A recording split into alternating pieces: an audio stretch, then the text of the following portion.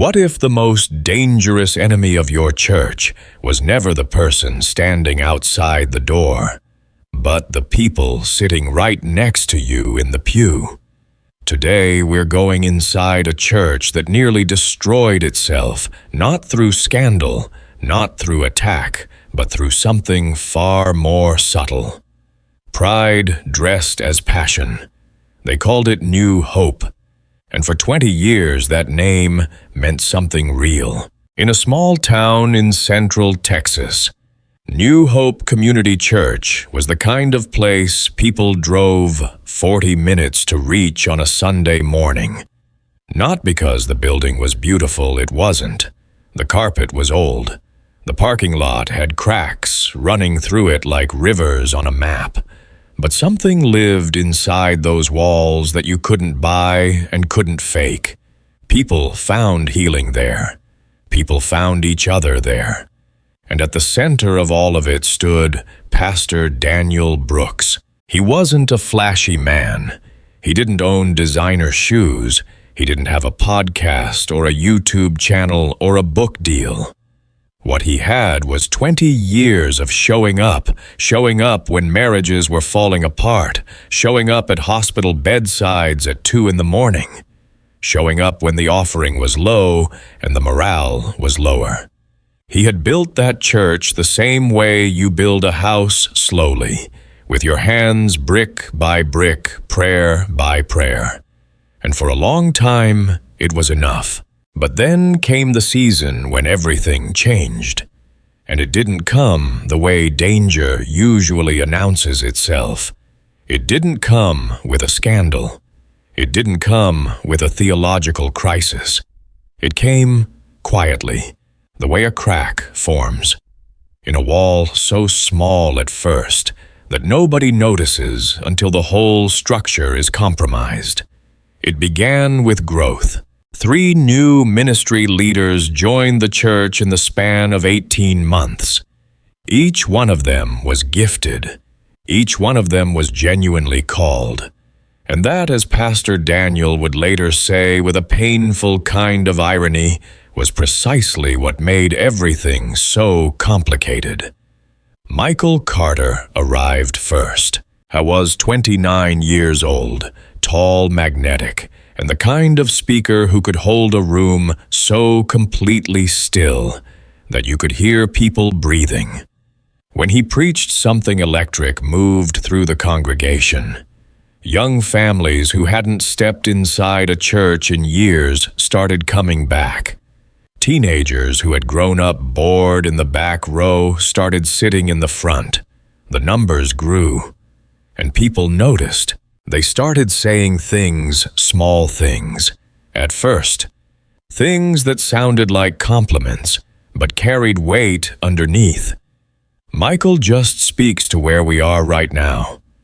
Daniel is wonderful, but Michael understands this generation. Little sentences. Harmless, it seemed. But sentences have a way of multiplying. Then came Sarah Mitchell. She was the new worship director, and her gift was undeniable. When Sarah led worship, people who hadn't cried in years found tears rolling down their faces. Her music didn't just fill the sanctuary. It reached into something deep and quiet inside people and pulled it open. She had a way of creating an atmosphere that felt holy, that felt like arrival. And people noticed that too. The church was never the same after Sarah came. The Spirit moves so much more powerfully now. I come for the worship honestly. Then, around month 7 1/3, voice entered the room, and this one carried 35 years of theological precision. His name was James Whitfield, a retired seminary professor who had joined the church after moving to town to be closer to his grandchildren. He taught a Sunday school class that quickly became the most attended Bible study the church had ever seen. He cited the original Greek. He traced doctrinal threads through centuries of church history. And the older members, the ones who had been sitting in those pews since the carpet was new, they latched on to James with a quiet, loyal fierceness. "Pastor Daniel has a good heart," they would say, "but Brother James, he knows the word." Now here is where the story turns, because none of those things, the growth, the gifts, the numbers, none of that was the problem. The gifts were real. The people were genuine. The ministries were bearing fruit. The problem was something older, something the Apostle Paul had already written about 2,000 years ago to a church in a city called Corinth. The problem was that admiration had quietly, invisibly, without anyone planning it, turned into competition. It happened in hallways. It happened in parking lots. It happened in Sunday school classes when James would gently, carefully suggest that perhaps the worship experience was becoming more about emotion than Scripture. It happened in small group chats at 10 o'clock at night when younger members debated whether the church was moving forward or stuck in the past. It happened when Michael preached a sermon on relevance and 3 of the elder board members walked out before the invitation. Pastor Daniel began hearing things. A deacon pulled him aside one Tuesday afternoon and said, "Pastor, I need to tell you something. People are choosing sides." Daniel didn't understand at first. "Sides about what?" The deacon hesitated. "About who the church really belongs to." That sentence sat inside Pastor Daniel's chest like a stone. He started paying attention, really paying attention, and what he saw broke something in him. I saw it in the way people chose where to sit because it wasn't random anymore. The younger crowd clustered to the left, closer to the stage where Michael usually stood. The older members gathered to the right, nearest the pulpit where James had taught that one memorable series on Hebrews.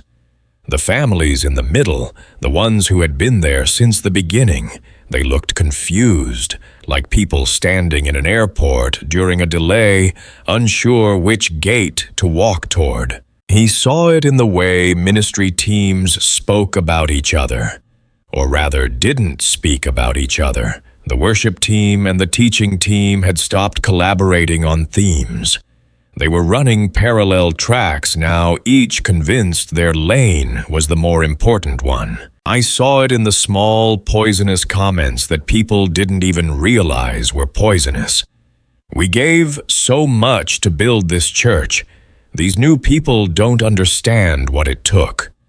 The old guard is holding us back. They're more loyal to tradition than to the Holy Spirit." And he saw it in the eyes of a young woman named Melissa, 24 years old in the church since she was a teenager, who came to his office one Wednesday afternoon and sat down across from him and said with a kind of exhausted sadness that didn't belong on someone her age, "Pastor Daniel, I don't know if I want to be here anymore." He leaned forward. "Tell me why." "Because I came here to follow Jesus," she said. And somewhere along the way, everybody started asking me to follow someone else instead. He didn't answer her right away, because he knew she was right. That night, alone in his study with his Bible open to 1 Corinthians chapter 1, Daniel read words that felt less like ancient history and more like a letter written directly to New Hope Community Church, Texas, 2026. "I appeal to you, brothers and sisters, in the name of our Lord Jesus Christ, that all of you agree with one another in what you say, and that there be no divisions among you." He read it twice, then a third time, and then he kept reading. "What I mean is this. One of you says, 'I follow Paul.' Another, 'I follow Apollos.' Another, 'I follow Cephas.' Still another, 'I follow Christ.' Is Christ divided? Was Paul crucified for you? Were you baptized in the name of Paul? Daniel set the Bible down. He sat very still, because he realized something in that moment, that he would spend the next year trying to help his congregation understand something that was simple on the surface, but devastating in its implications. The Corinthians were not divided because they followed evil people. They were divided because they turned good people into gods. Paul, Apollos, Peter. These were faithful men, anointed men who had poured their lives into the church, and yet the Corinthians had taken those good servants and used them as flags to rally behind, as banners to march under, as weapons to use against each other. And New Hope Community Church had done the exact same thing, not with false teachers, with real ones. That realization changed something in Daniel. A quiet urgency settled over him, not panic, but purpose. He understood now that what was happening inside these walls was not simply a leadership disagreement or a generational tension or a stylistic preference about worship music. It was a spiritual crisis dressed in the clothes of church business.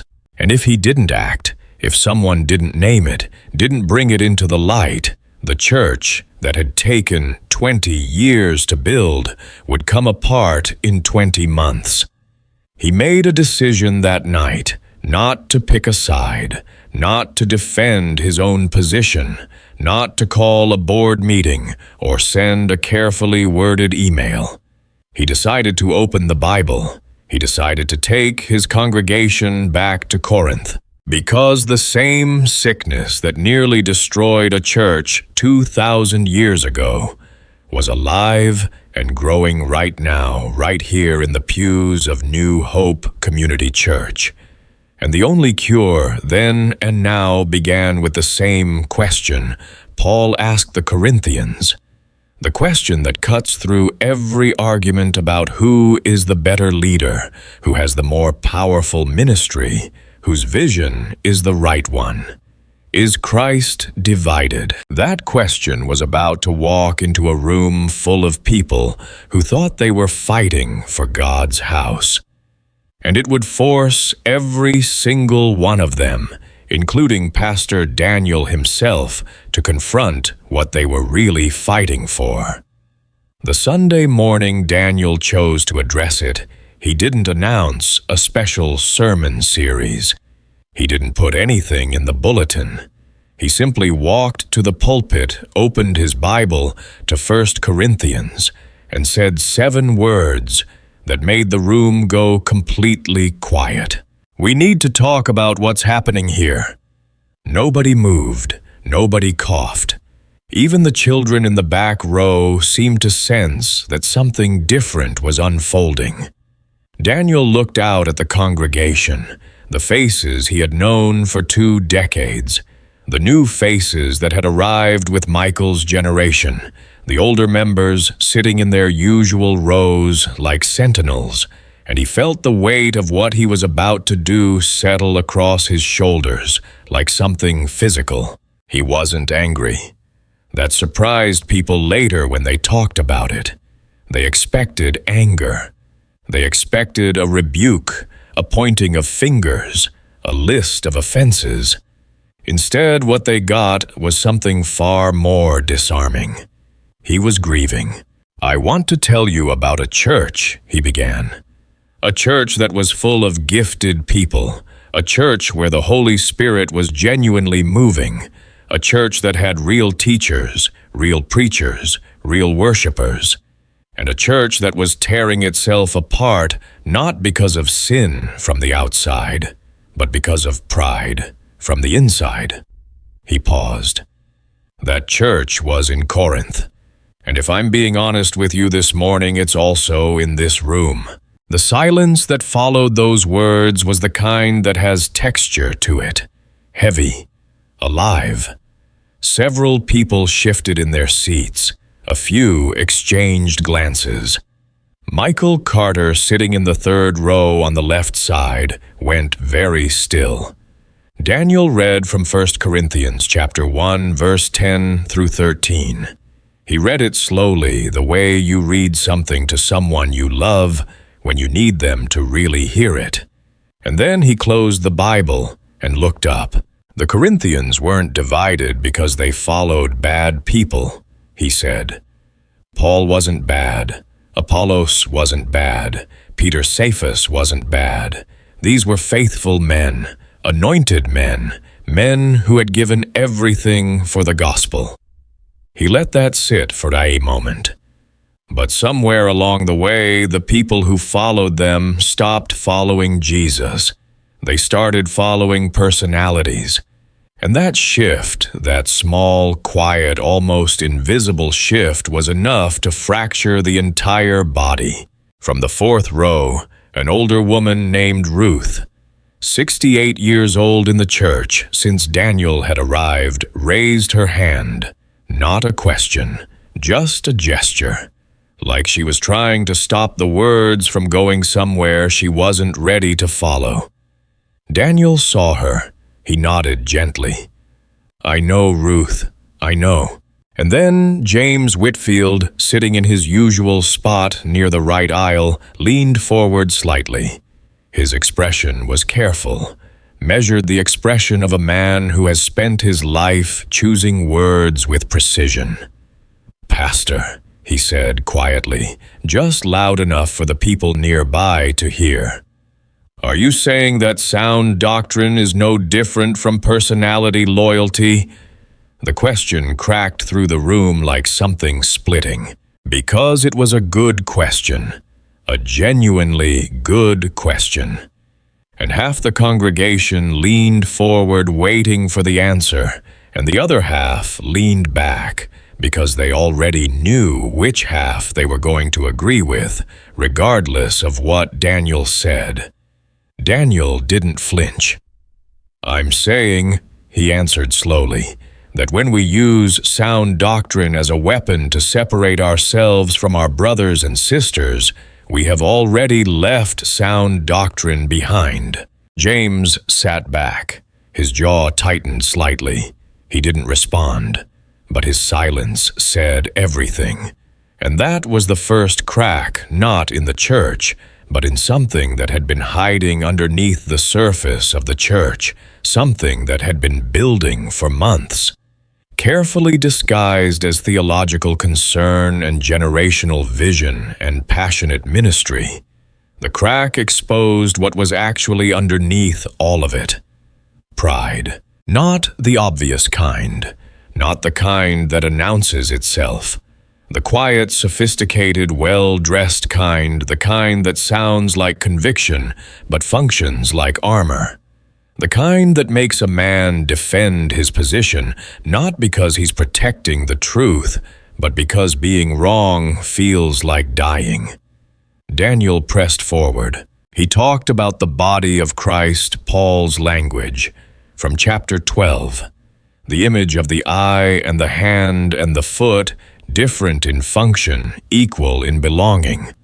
He talked about how a body doesn't work when its parts compete. He talked about how the foot cannot say to the hand, "I don't need you," and how the eye cannot say to the ear, "You are less important than I am." And then he said something that nobody in that room expected. "I have been part of this problem."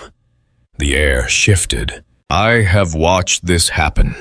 He continued, his voice lower now, more personal. "And I told myself I was being patient. I told myself I was waiting for the right moment. But the truth is, I was afraid. I was afraid of conflict. I was afraid of losing people. And my silence gave this division more room to grow."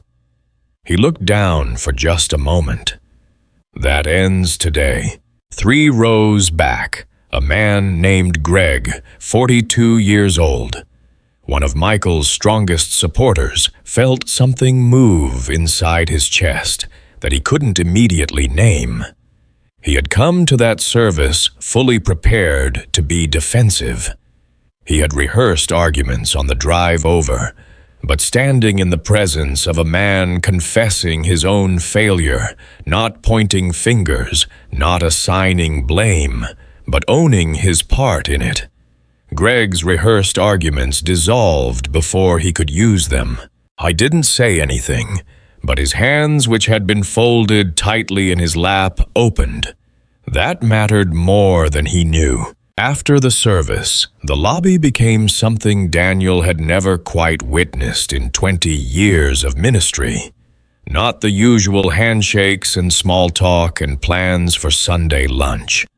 Instead, clusters of people stood together having real conversations, the kind of conversations that had been avoided for months, the ones that everyone knew needed to happen, but nobody had wanted to start. Michael Carter stood near the side door. He was talking with two of the younger ministry leaders, and from the outside, it looked like a normal conversation. But something about the set of his shoulders, the way he kept glancing toward the front of the building, where Daniel was speaking with a family, told a different story. His closest friend, a young man named Travis, who had followed him from his previous church, stepped close and said quietly, "How are you feeling about all that?" Michael didn't answer immediately. Travis waited. "I think," Michael finally said very carefully, "that Pastor Daniel just accused us of causing division." Travis nodded slowly. "Yeah, I heard it that way too. And you know what the worst part is?" Michael's voice dropped even further until it was barely audible over the noise of the lobby. "I can't figure out if he's right."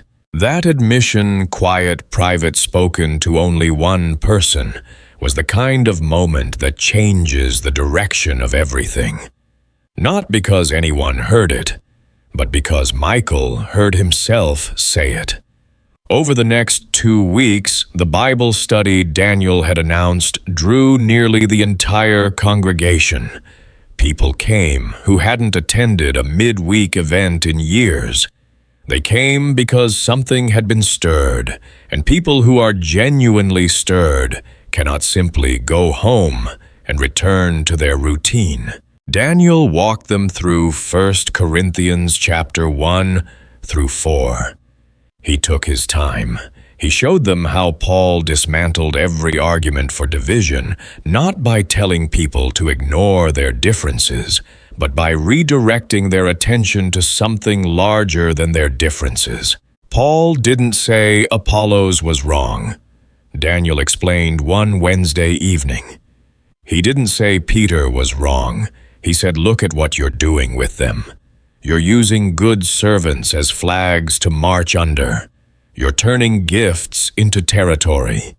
You're making messengers into the message." A woman named Carol, 59, had been in James's Bible study group since it began, raised her hand. But isn't it natural to connect more with one teacher than another? Isn't that just how people are wired? Absolutely, Daniel said.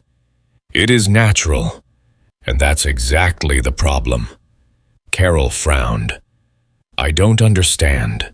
Because our faith, Daniel said gently, was never designed to be built on what's natural. It was designed to be built on what's supernatural. And the supernatural thing Paul is asking us to do is to love people across the lines that the natural world draws between us. He paused. You can prefer James's teaching, Carol. You can learn more from his approach than from mine or from Michael's. That's fine. That's healthy even. The question is, what do you do with that preference? Do you use it to grow closer to Christ? Or do you use it to draw a line between yourself and the people who prefer someone else? The room went quiet again, that same heavy, textured quiet from the Sunday morning. But this time, something was different inside the quiet. Because Carol didn't look defensive. She looked like a woman who had just been shown something she hadn't seen before. Something that required her to sit down on the inside, even though she was already sitting down on the outside. James Whitfield was in the room that night. He sat in the back, arms crossed loosely, listening with the careful attention of a scholar. Daniel had noticed him when he came in and felt a complicated mixture of gratitude and apprehension. When the session ended, James waited until everyone else had filtered out. Then he walked to the front slowly, and Daniel turned to face him. The two men stood there for a moment in the emptied room. "You're walking a narrow road," James said finally. It wasn't a compliment. It wasn't a threat. It was an observation delivered the way James delivered everything, precisely without ornamentation. "I know," Daniel said. "If you push too hard on personality loyalty, you risk suggesting that theological distinctives don't matter, that all teaching is equal. That's not what I'm saying." "I know it's not what you're saying," James replied. "I'm telling you what some people will hear." Daniel exhaled.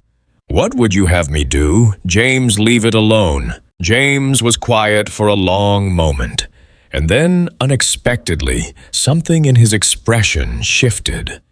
The precision softened just slightly at the edges. "No," he said. "No, I wouldn't have you leave it alone." He picked up his Bible from the chair where he'd been sitting. "I've watched what's been happening here, too. I've seen the way people use my name, use my class to make arguments that I never made." He stopped. "I don't like it either." Daniel stared at him. It was the last thing he had expected James to say. "Then help me," Daniel said simply. James looked at him for a long moment. Then he gave one short, deliberate nod. "I'll think about it." It wasn't a yes, but it wasn't a no. And in a church that was splitting along invisible fault lines, the fact that two men who represented opposite ends of the tension could stand in an empty room together and speak honestly, that was not a small thing. That was the sound of something beginning to shift. James Whitfield's "I'll think about it" lasted exactly 4 days. On Thursday morning, Daniel's phone buzzed at 7:15. The text was short, the way James wrote everything. No excess words, nothing decorative. "I'd like to speak at Wednesday's study, if you'll allow it." Daniel read it twice. Then he typed back one word. "Yes."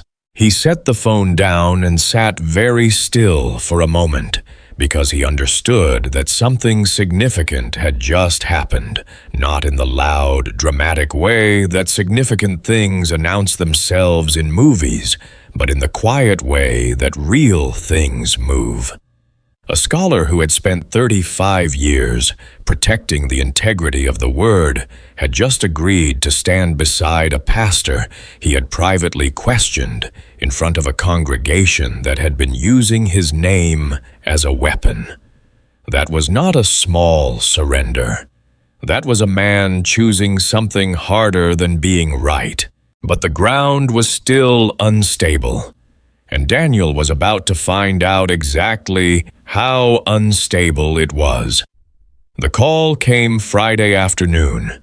Michael Carter's name appeared on the screen, and Daniel answered it on the second ring. "Pastor." Michael's voice was controlled, but there was something underneath it, a tightness, a pressure. The sound of a man who had been having a conversation with himself for days, and had finally reached a conclusion he didn't entirely like. "I need to meet with you, in person, this week." "Name the time," Daniel said. They met Saturday evening at a corner table in a quiet diner 2 miles from the church. Daniel arrived first and ordered coffee. Michael arrived 7 minutes late, which was unusual. Michael Carter was never late. He sat down without ordering anything, folded his hands on the table, and got directly to the point in a way that told Daniel he had rehearsed this opening. "I've been offered a position," Michael said. "A church plant in Austin. They want me to lead it. Full creative authority, my own leadership team, my own vision." He paused. "I'm seriously considering it." Daniel felt the words land in his chest. He didn't react outwardly. He took a slow sip of coffee. "When did this come up?" 2 months ago." Michael held eye contact. "I've been praying about it. 2 months." Daniel absorbed that quietly. 2 months meant this conversation had been happening in private while Michael was still standing on New Hope's platform every week. He didn't say that. He filed it away. "What's pulling you toward it?" Daniel asked. Michael leaned back. And here is where the rehearsed version of the conversation ended, and the real one began, because Michael's jaw tightened in a way that suggested he hadn't fully planned his answer to that particular question. "I feel like there's a ceiling here," he said finally. "Like no matter what I do, no matter how much fruit comes from the ministry, I'm always going to be secondary. I'm always going to be the young guy, the new voice." He looked down at his hands. "And I think God has more for me than that." Daniel set down his cup carefully. "Michael," he said, "let me ask you something, and I need you to hear it as a genuine question, not as an accusation." He waited until Michael looked up. "When you imagine this church plant in Austin, when you picture what it looks like in 5 years, when you think about what it means to you, whose face do you see?" Michael frowned. "What do you mean?" "I mean," Daniel said slowly, "do you see the faces of people who haven't met Jesus yet? People who will find healing and grace through the ministry you're building?" He paused. "Or do you see your own face on a bigger stage?" The silence that followed was the longest of the evening.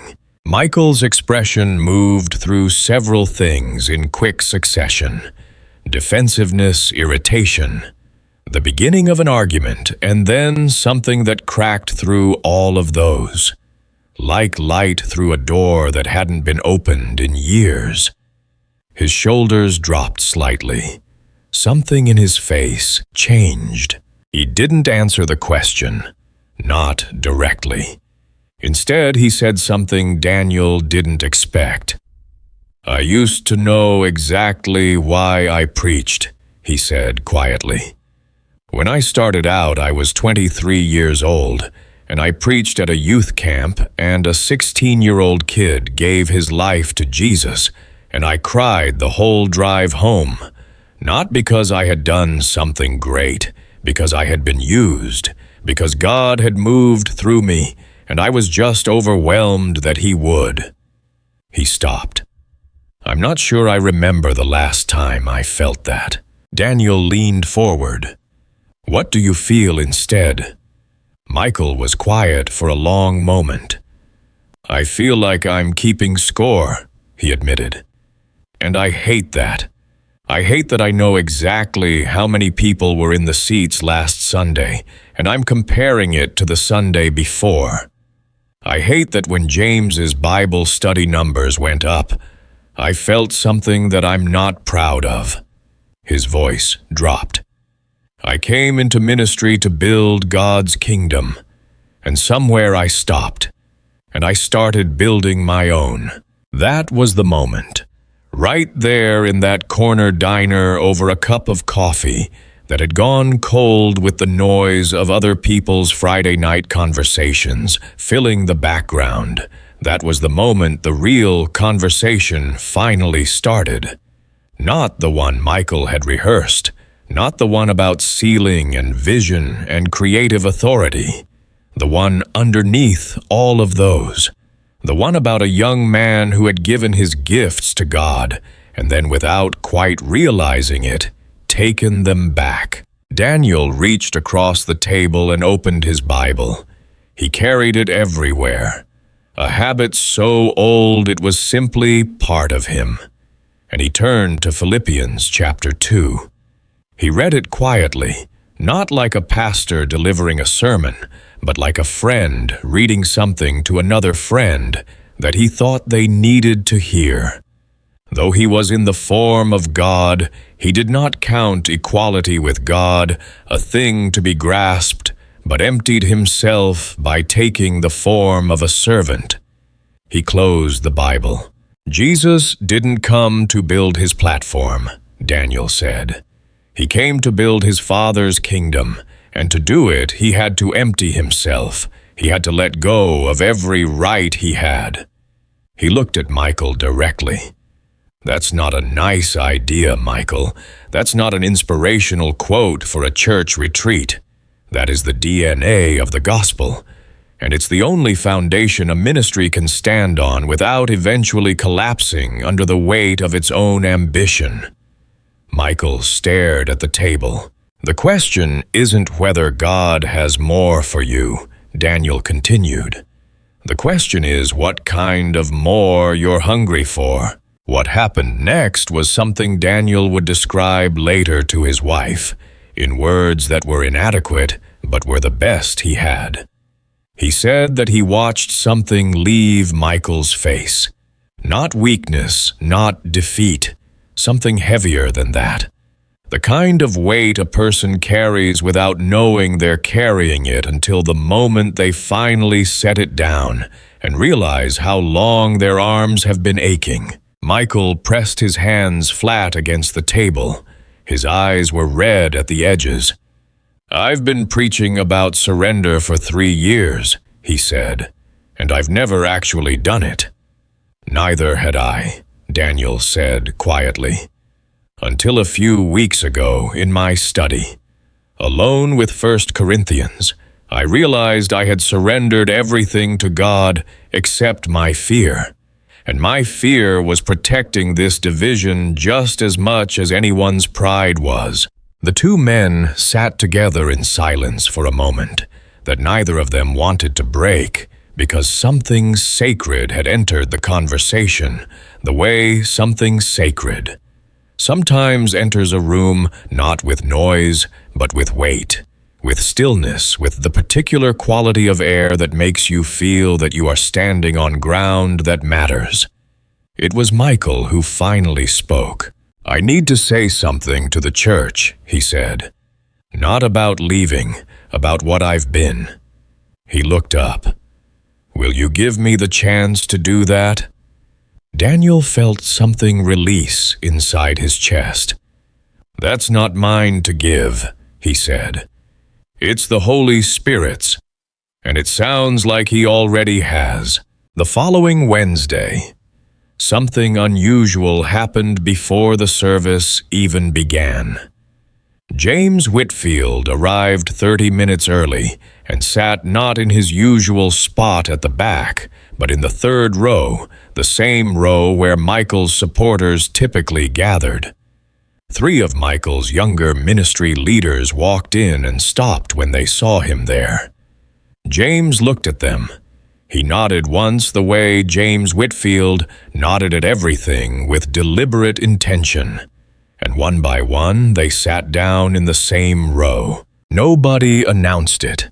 Nobody made a speech about it. But the people who arrived in the next 20 minutes noticed it immediately, and the noticing moved through the room like a current. Daniel watched it from the side of the room and felt his throat tighten. But the most significant moment of the evening was still coming. When Daniel opened the floor for testimonies, before the teaching, Michael stood up. The room went the same kind of still it had gone on that first Sunday, because Michael Carter, standing up in a Bible study setting without a microphone and a sermon outline and a perfectly crafted message, was not something this congregation had ever seen. He stood there for a moment without saying anything, and the silence stretched in a way that made several people physically uncomfortable.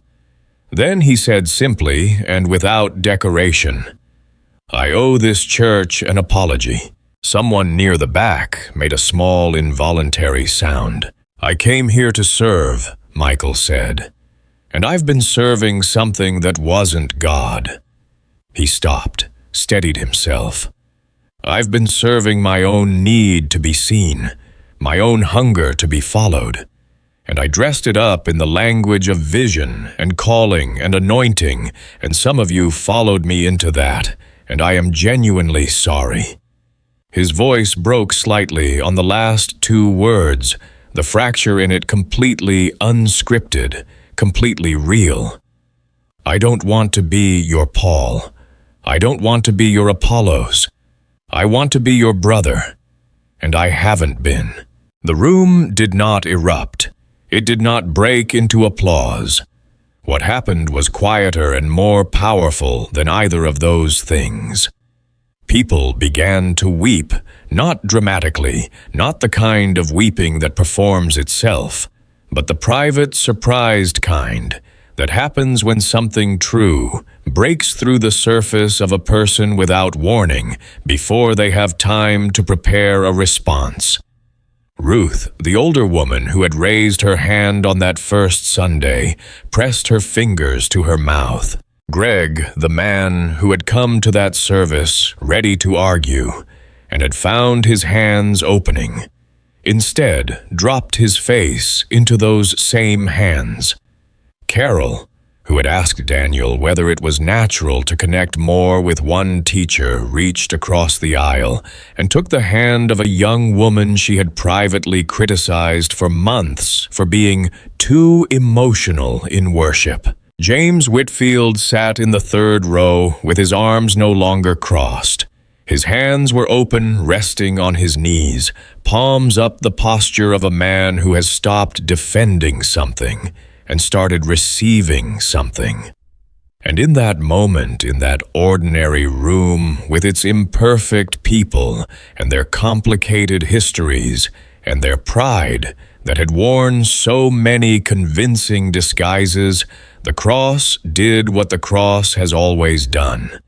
It leveled the ground. It made everyone equal. Not equal in gift, not equal in calling, not equal in years or knowledge or influence. Equal in need, equal in the grace that had reached all of them, from the same place, at the same cost, paid by the same hands. Paul had written it to the Corinthians, and it was still true in Texas in 2026. For the message of the cross is foolishness to those who are perishing, but to us who are being saved, it is the power of God.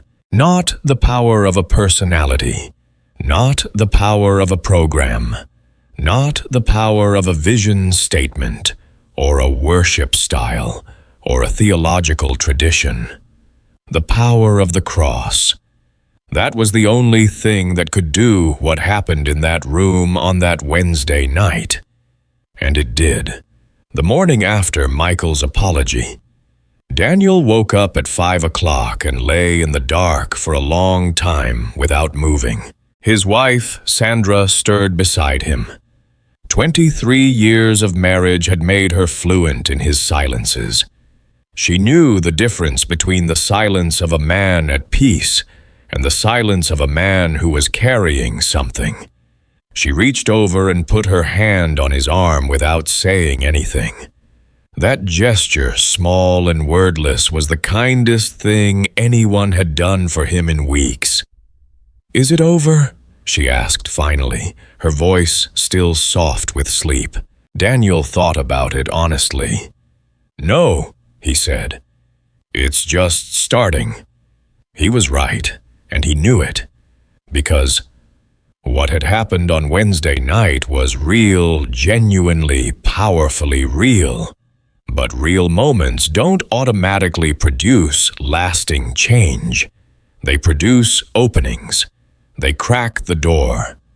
What happens next depends on whether people are willing to walk through it, and walking through a cracked door is always harder than it looks from the outside. The first test came sooner than he expected. Thursday morning, Daniel received a phone call from one of the elder board members, a man named Howard, 64 years old, a contractor by trade, a straight-talking man who had always been one of Daniel's most reliable supporters. Howard opened the conversation without preamble. "Daniel, I need to ask you something directly, and I need you to answer me directly." "Go ahead," Daniel said. "Wednesday night, was that staged? Did you and Michael plan that together at the diner?" Daniel was quiet for exactly 2 seconds. "Michael and I met Saturday evening. We talked honestly. He made his own decision about what he needed to do. I didn't script it. I didn't ask for it, and I didn't know what he was going to say until he stood up." Howard was quiet on his end. Then, "Because there are people saying it felt choreographed, that it was a strategy to make Michael look humble so people would stop leaving." The accusation hit harder than Daniel expected, not because it came from Howard, but because it revealed something he hadn't fully anticipated, that even a genuine moment of grace could be examined under a microscope of suspicion by people who had been burned enough times to distrust anything that looked too good to be true. "Howard," Daniel said carefully, "I understand why people are asking that. I do. But I want you to think about what we're doing right now." Michael stood up and apologized, and the first response from part of the congregation is to ask whether the apology was real. He paused. "What does that tell you about how deeply this wound goes?" Silence. "It tells me," Howard said slowly, "that we've been hurt more than I realized." "Yes," Daniel said. "And hurt people don't heal in one Wednesday night. They heal over months, over years, over 100 small moments where trust gets rebuilt one brick at a time." He leaned against his desk. "That's the work that's in front of us now, Howard, and it's slower and harder than a single emotional evening, but it's the only way." Howard exhaled. "What do you need from me?" "I need you to be in the room," Daniel said. "And I need you to give people permission to believe that what they saw was real." There was a long pause. "All right," Howard said. "I can do that." That conversation set the tone for everything that followed. Because Daniel understood now, with a clarity he hadn't possessed at the beginning of this journey, that unity is never a destination you arrive at. It's a direction you commit to. And commitment looks different on a difficult Tuesday morning than it does on an emotional Wednesday night. Over the next 3 weeks, Daniel, Michael James, and Sarah Mitchell, the worship director who had largely stayed quiet through the conflict, watching with careful eyes, and more sadness than anyone knew, sat together in Daniel's office for what they called, deliberately and without irony, a table meeting. Not a leadership meeting, not a strategy session, a table meeting. Because Daniel insisted they sit around an actual table with food on it and spend the first 30 minutes eating together before they talked about anything else. It was Michael who understood first what Daniel was doing. On the 3rd week, after they had cleared the plates and spread their notes across the table, Michael looked around at the 4 of them and said, "You know what this is, right? This table. This is what Paul meant when he wrote to the Corinthians about the Lord's table. He wasn't just talking about communion. He was talking about this, about the impossible made possible. About people who have reasons to be divided, choosing to eat together anyway." Sarah looked up from her notes. She had been quiet the way she was always quiet in group settings, not because she had nothing to say, but because she was one of those people who listened with her whole body before she opened her mouth. "I owe you all an honest admission," she said, and the directness of it unexpected from Sarah, who expressed everything through music rather than words, made everyone in the room pay attention. "I've been watching this conflict for 7 months, and I never said anything. I told myself it wasn't my place, that I was just the worship director." She stopped. "But the truth is, I was protecting myself. I didn't want to take a side. I didn't want to lose anybody's support. And my silence, my professional, careful conflict, avoiding silence, let this grow longer than it needed to." James, who was sitting across from her, looked at her for a moment. Then he said something that surprised everyone, including himself. "You and I have more in common than I ever admitted." He set down his pen.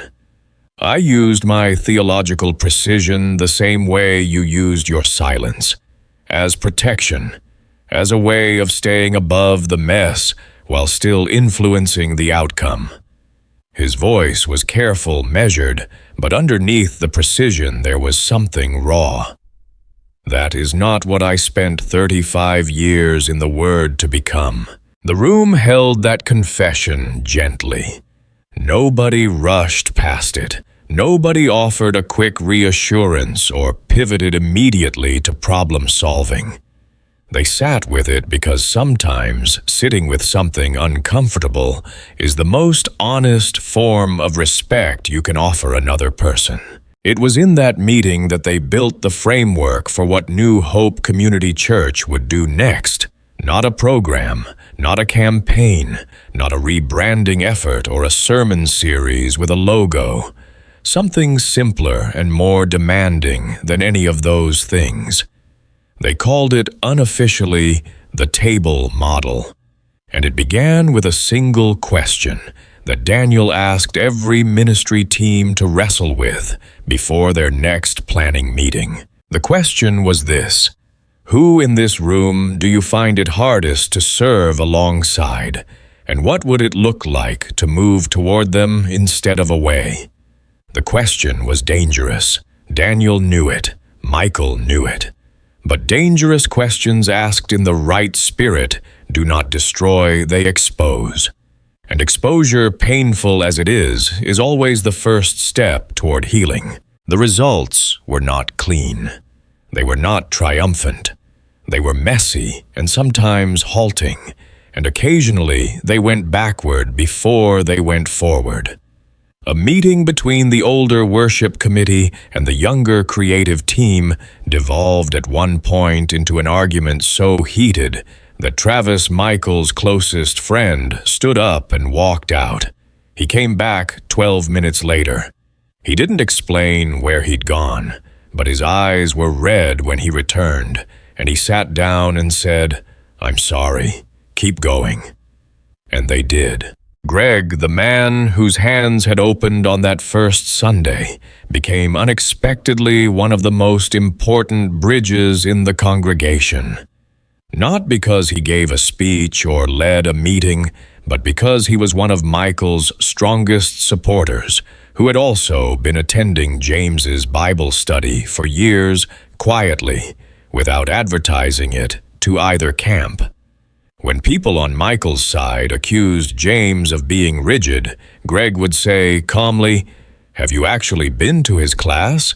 Because what he teaches on grace would surprise you."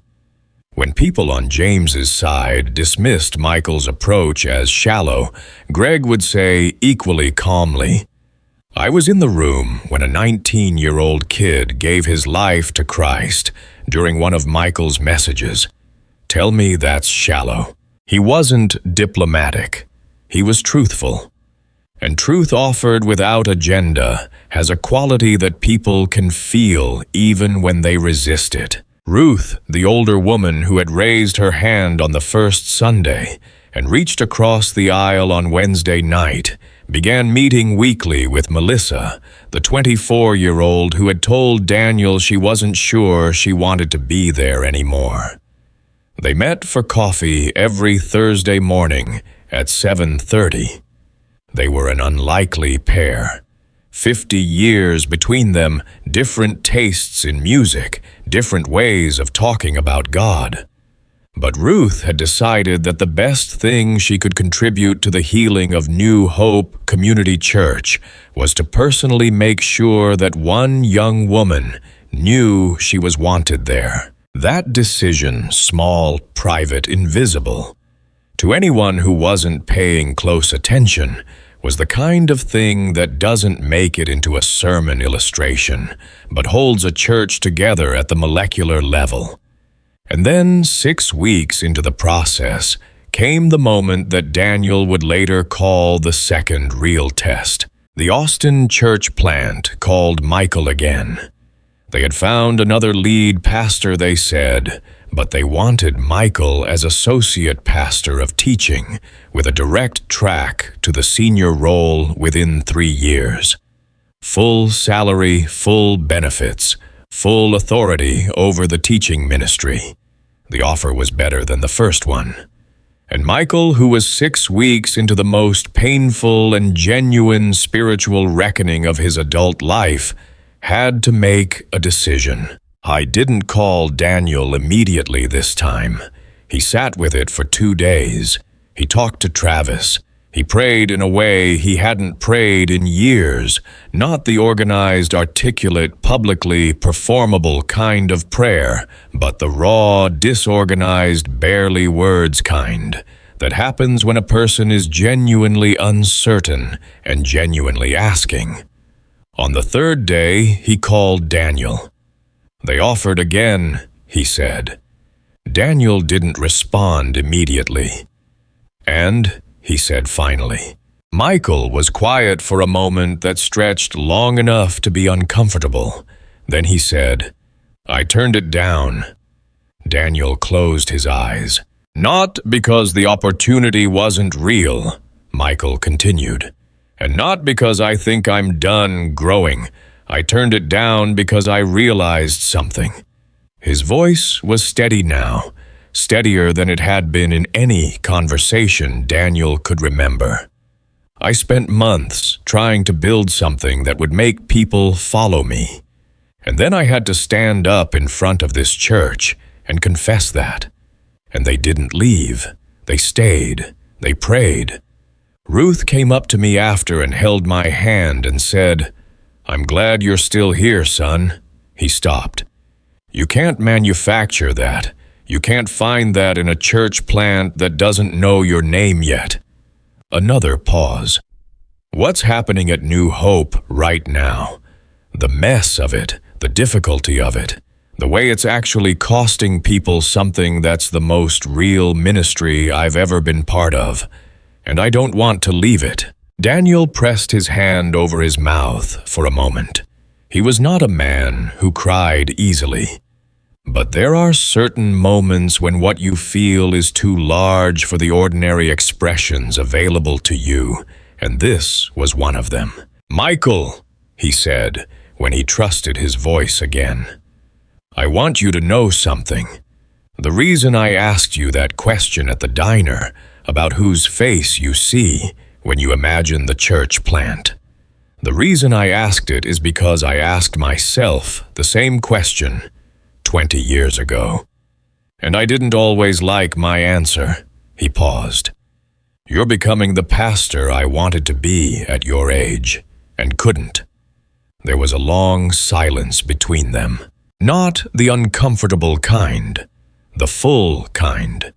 The kind that two people share when words have run out because something has been said that is completely true and completely enough.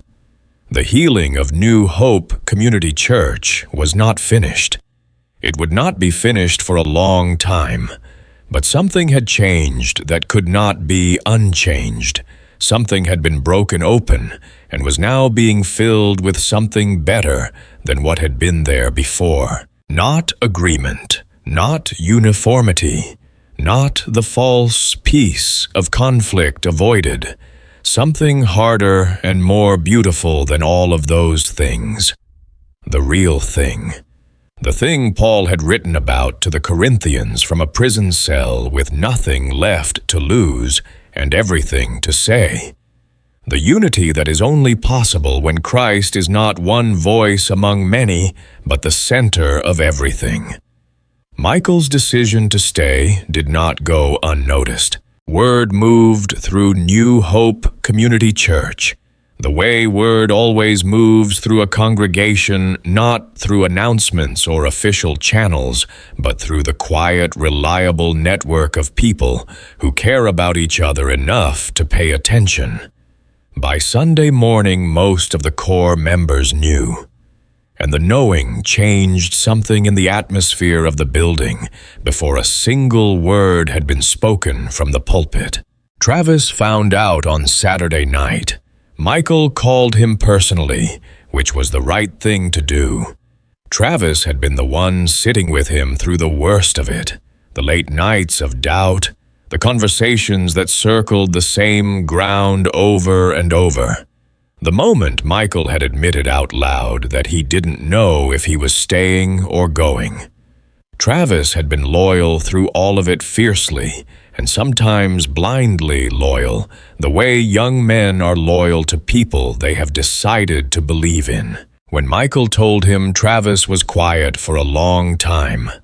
Long enough that Michael said, "You still there?" "Yeah," Travis said. "I'm here." Another pause. "I need to ask you something, and I need you to be honest with me." "Go ahead." "Did you stay because you actually wanted to?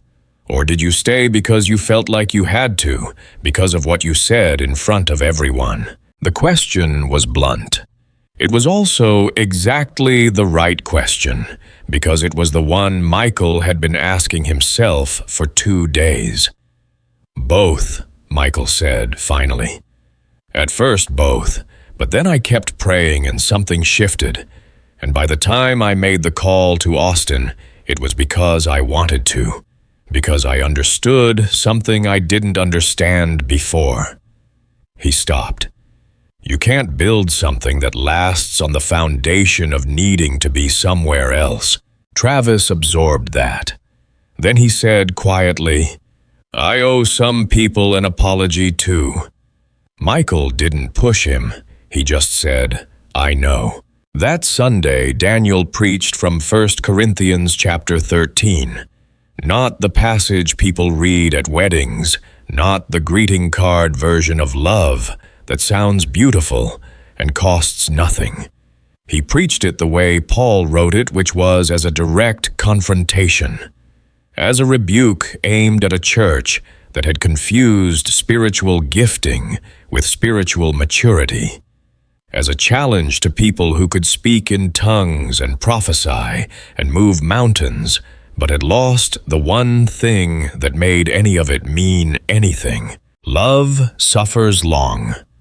Daniel read, "Love is kind. Love does not envy. Love does not parade itself. Love is not puffed up." He looked up from the text. Do you know what the opposite of that last phrase is? Do you know what it looks like when a person or a church is puffed up? He let the question breathe. It looks like this: I am right and you are wrong, and the fact that I am right gives me permission to treat you as less. He paused. Paul says love is not that. Love is not the armor we wear when we're certain. Love is the posture we maintain even when we're uncertain, especially when we're uncertain. In the third row, James Whitfield had brought 3 of his longtime Bible study students, men in their 60s and 70s, who had followed him like disciples for years, who quoted his lectures at dinner tables and used his interpretations to settle arguments. He had brought them deliberately the way James did everything deliberately, because he wanted them to hear this particular sermon, sitting in this particular row, surrounded by people 30 years younger than them, and feel what he had been slowly, painfully learning to feel, that they belonged to the same body. One of those men, a retired judge named Frank, 71 years old, a man whose entire identity had been built around the authority of his own conclusions, leaned over to James halfway through the sermon and whispered, "He's preaching at us, isn't he?" James whispered back without looking away from the pulpit, "He's preaching at all of us, Frank. That's the point." Frank sat with that. By the end of the service, something in his posture had changed. Not dramatically, not visibly enough for a stranger to notice, but James noticed. And James, who had spent his life reading texts with precision, understood that what he was watching was a man beginning to revise a position he had held for decades, which in Frank's case was nothing short of miraculous. But the moment that broke Daniel open completely, the moment he would return to again and again in the years that followed, the moment he described to Sandra that night as the one thing I didn't plan and couldn't have planned, happened after the service was over. He was standing near the back of the room talking with Howard when he saw it. Melissa, 24 years old. The young woman who had sat across from him weeks ago and told him she wasn't sure she wanted to be there anymore, was standing in a circle with Ruth and 3 other women. 2 of them were in their 60s. One of them was close to Melissa's age, and they were laughing. Not the polite social I should laugh, because we're at church kind of laughing. The real kind. The kind that comes from somewhere genuine and unexpected and catches you off guard. Daniel watched it for a moment without interrupting. He watched Ruth put her hand on Melissa's shoulder. He watched Melissa lean slightly into it, the way a person leans into something they didn't know they'd been missing. Howard noticed Daniel watching and followed his gaze. "Is that Ruth and the new girl?" "That's not the new girl," Daniel said softly. "That's our future." He meant it more literally than it sounded, because what he was watching was not a nice moment between a young woman and an older woman. It was the body of Christ functioning the way it was designed to function. Different parts, different ages, different histories, different everything holding together.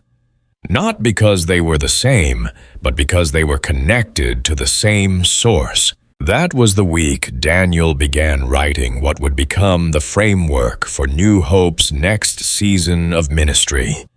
Not a strategic plan, he was careful about that distinction. Not a vision document. A covenant. A set of commitments written in plain language that every ministry team in the church would be asked to sign not as a formality, but as a genuine act of accountability. The first line read, "We will not use our gifts to compete. We will use our gifts to complete." Michael read it and added a line of his own, which Daniel kept without changing a word. It read, "We will measure success not by how many people follow us, but by how clearly our ministry points people to Jesus." James read both lines. He sat with them for a full day before he responded. When he did, he sent Daniel a handwritten note. James was one of those men who still wrote things by hand when they mattered, and the note contained only one additional line. A quote from 1 Corinthians chapter 3, verse 7. "So neither the one who plants nor the one who waters is anything but only God who makes things grow." Sarah Mitchell read all 3 contributions. She didn't add a sentence. She added a question because Sarah understood instinctively that questions hold people accountable in ways that statements cannot. The question she added was this: when we gather to plan, to worship, to teach, to serve, who is at the center of this room? Daniel put all 4 contributions at the top of the covenant document. He printed enough copies for every ministry leader in the building. The signing happened on a Wednesday evening. 6 months after the night Michael had stood up and apologized. It was not a grand ceremony. There were no cameras, no special lighting, no carefully curated social media moment. It was 18 people sitting around tables pushed together in the church's fellowship hall, eating sandwiches that Carol had made, because Carol's way of participating in the healing of her church was to feed people. When Daniel passed the document around, there was a moment, brief but real, when he wasn't sure everyone would sign. Frank, the retired judge, held it the longest. He read every line. He read the question Sarah had contributed twice.